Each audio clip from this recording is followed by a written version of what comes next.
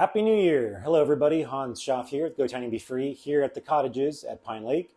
I'm here inside the 8x16 RJO tiny house sitting on the bay window and looking out at the lake here in the background, and you can see I got a little weather center set up and a little measuring stick to kind of see how much water is in the lake. I'll be sharing images of that. Just give you a couple of quick little updates here, nothing major, just want to kind of let you know that I'm still alive. Had a little back injury the other day, so I was basically laid up for a few days here just last week, which is why the videos kind of stopped as I was in a little bit of pain, but it's just a temporary situation. I'm back on my feet going again, so anyway, that's just why I had a little delay here, but got a lot of videos still in the can. We've got a video coming through about the local area here. I know I've been talking about that a lot. I just need to go ahead and get the footage all put together, edited, and produced. There's been a lot of different clips I want to put together, including some drone footage and some iPhone footage and some GoPro footage as well. So I want to kind of try to make it as comprehensive as I can to really give you a good sense and a good feel for what it's like to live here on the property, kind of what's around you, what you'll be doing from day to day, depending on what kind of activities you're interested in. But it'll be a series of videos. And the first one's going to feature the closest town here, which is Woodville, less than 2 miles away. I'm going to show you the storm, the community safe room that they have there in case of severe weather or tornadoes. I've got the town of Grant that we'll be driving through. I've got local Dollar General here as well, and that'll probably be the first video. And then I'm going to be showing you some of Lake Gunnersville, which is a large lake. It's on the Tennessee River. It's dammed up, and it's a very popular place to go for sport fishing. They do a lot of live televised events there on the lake. It's a beautiful lake, awesome bridge going across as well. So I'll have some good footage of that. That's maybe 15-20 minutes away from here. I'm going to show you the town of Scottsboro. I'm going to show you Hampton Cove area, and then eventually we'll get to Huntsville as well, which obviously is a large city. And I'm not going to show the whole city because there's obviously way too much to show, but just kind of show you some of the more interesting parts of it, or some things that I know people are asking about, like where's the local hospital, where's the nearest clinic, where do I get groceries. So I'm going to try and touch on all those things to kind of give you a sense, like if you were here, what kind of research, what kind of driving would you be doing to kind of figure out to meet your needs? Where's the VA hospital, that kind of stuff. All those kinds of questions I'll try to answer in these videos. So it's going to take a little bit of time to put these all together, but I've got the footage, and I'll be dripping that out here shortly. Also, feature video I've got coming up as well. I have an Incredible Cottage. The first Incredible Cottage will be coming off the line here, coming onto the property that's being built as I speak. So we should have that in the next week or two. When that arrives, of course, get that on video. You'll have the RJO to compare to the Incredible Cottage. It's a 10 by 20 with the 4-foot covered deck as well, a cottage looking, which is kind of the impetus of why we named this community, because Randy had just introduced that particular tiny home. We thought those would look great here on the property. We've got a number of those that people have purchased for living here on the property. So I'll be able to showcase that first one, which in fact will be used as an Airbnb once we get all the development here in place. Anyway, so no major updates here today. Just want to show you kind of the lake is continuing to fill up. We just had a bunch of rain come through.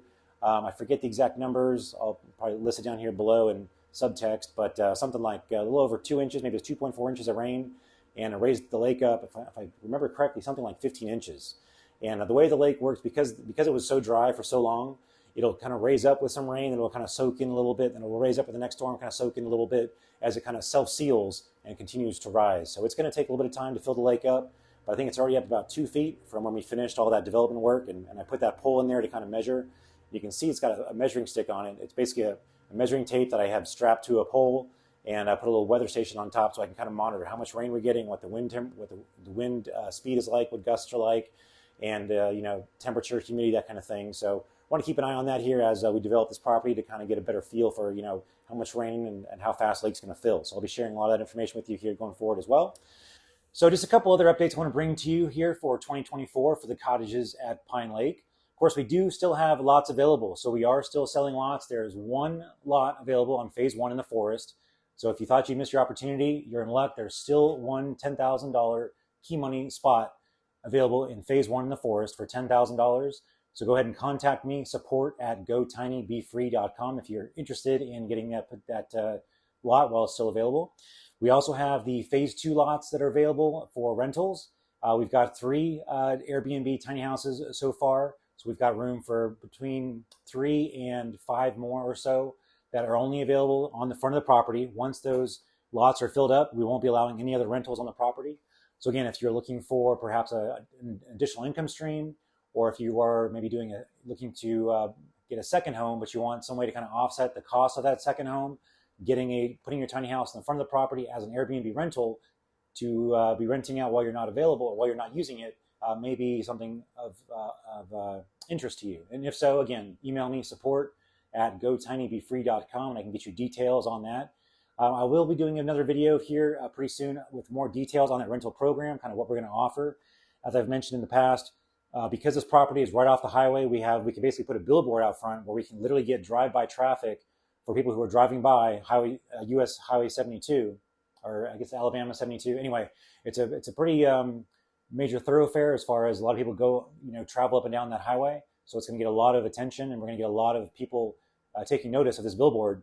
Because there's no real hotel or motel options around in this area, you'd have to kind of go into Grand, perhaps. There might be some, it's kind of off the beaten path a little bit. So basically, we'll be able to advertise for the tiny home rentals on the property there in the very front. And that's going to link to a page we're going to have off the main GoTinyCottages.com website, where all the Airbnbs that are on this property will be listed on that one page, so that people can basically go right there, and you will benefit by having Airbnb on this property because you'll be linked right there to it. Plus all the online traffic that we're generating from all the interest and people and curiosity and whatnot, we'll be directing people to that page as well to let them know we have Airbnbs for rent as well. And so if you have an Airbnb on this property, you can get on that page also. So there's two huge benefits right there, in addition to having access to the Airbnb network, of course. And I've talked about, we're also going to do a direct booking website as well to kind of eliminate the fees from Airbnb if you want. If they book through that site, you could save between 20 and 30% on the fares, or you just make that much more money. So a lot of ideas, a lot of things in place for that rental program. I'm going to be getting details of all that in a future video. So therefore, people who are interested in rentals can tune in. Those who are not, don't have to watch that video. You can just wait for the next one.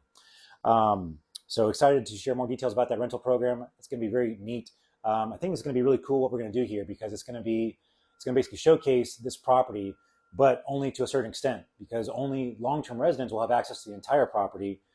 Short-term residents or short-term guests who are just here for a night or two will be able to see the entire property from here, but they won't be able to go past the gate. And again, we'll get you all details on that in the future. Also, keep in mind the 24-foot RJO that was on sale, I think like a Black Friday type December sale, whatever. That has not gone away. You can still get a 24-foot RJO tiny house from Incredible Tiny Homes for $25,000. So if you thought you missed out because the end of the year passed, they have not raised the price on that, at least not yet. So that's still an option. You can go to GoTinyCottages.com for more details on that. And you can still purchase that home to live in here on the property for $25,000. And then if you want a phase 2 lot, for example, it'd be $15,000. So for $40,000, you can be living on the lake here as a long-term resident, or with an Airbnb, or as an Airbnb here at the Cottages of Pine Lake for $40,000. So it's an incredible deal to get that much square footage for that kind of a price. Also, now one thing about those 24-foot RJOs and most of the production line homes that Incredible Tiny Homes is building right now, because they had such a large volume of sales come through in December, they are pushed back a little bit on the completion date for these builds. So right now, if you put an order in, you're probably looking at maybe June or July before you would get that home. And again, they can't guarantee prices or dates, and I can't guarantee them either, but that's kind of what I'm hearing is they're thinking that it could be around June, July, something like that. So if you're interested in a tiny house, but you want something a little bit quicker, you can actually get one of their Amish-built tiny homes that are built in Kentucky. And of course, the Amish, they build, nothing but the best. And they're building, it's all in wood, and their finished work, their carpentry is, second to none. So it's a very, very nice looking house. A little more expensive because it's not a do-it-yourself. They're not using these remnant panels that have the screws and whatnot, as you can get in the RJO.